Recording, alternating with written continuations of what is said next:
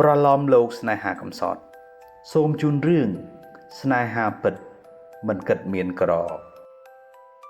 នៅជាក្រុងភ្នំពេញមានកន្លែងមួយដែលអ្នកមិនអាចមើលរំលងបានទេ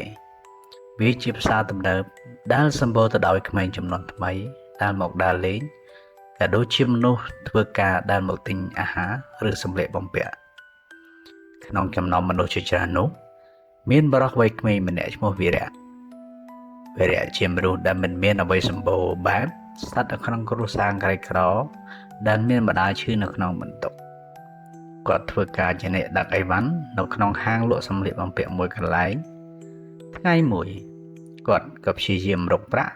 សម្រាប់ចិញ្ចឹមជីវិតខ្លួននិងក្រុមគ្រួសារដែលត្រូវការប្រាក់កាសជាចាំបាច់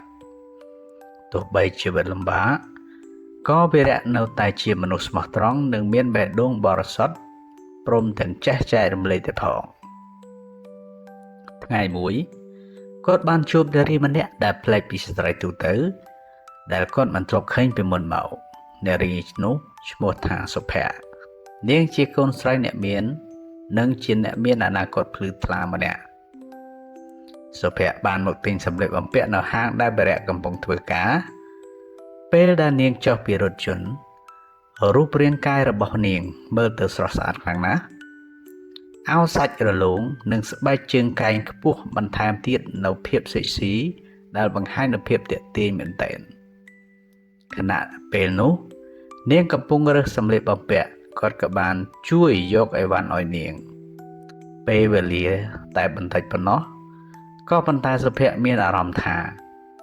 វីរៈជាមនុស្សស្មោះត្រង់និងជាក្មេងប្រុសដែលខុសពីបរិសុទ្ធទូទៅដែលនាងធ្លាប់ស្គាល់ដល់ពេលចេញពីហាងវិញសុភ័ក្របានភ្លេចគ្រឿងអលង្ការនៅក្នុងហាងសម្លៀកបំពាក់នោះវីរៈបានឃើញហើយ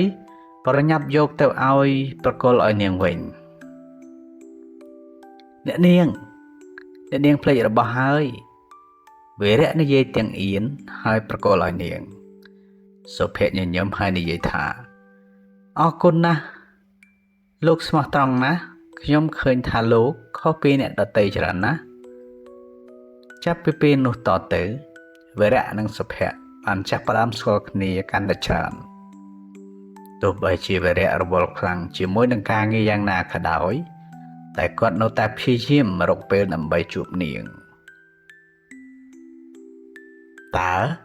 ពួកគេនឹងបន្តទំនាក់ទំនងនេះដោយរបៀបណាតើស្នេហាដំបូងរបស់ពួកគេនឹងជួបបញ្ហាអ្វីខ្លះបើចង់ជ្រាបច្បាស់សូមតាមដានភាគទី2ដែលជាភាគបន្តសូមអរគុណ